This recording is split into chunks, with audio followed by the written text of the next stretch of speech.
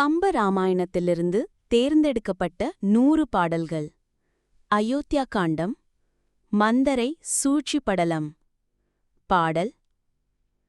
பராவா அரும் புதல்வரை பயக்க யாவரும் உராவா அரும் துயரை விட்டு உறுதி காண்பரால் விராவா அரும் புவிக்கு எலாம் வேதமே அன ராமனைப் பயந்த இற்கு இடர் உண்டோ என்றாள்.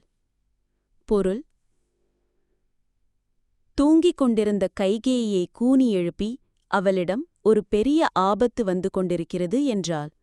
அதற்கு கைகேயி, புகழ்மிக்க புத்திரர்களைப் பெற்ற எவரும் மிக கடினமான துன்பங்களை அடையாமல் நன்மையே அடைவர்.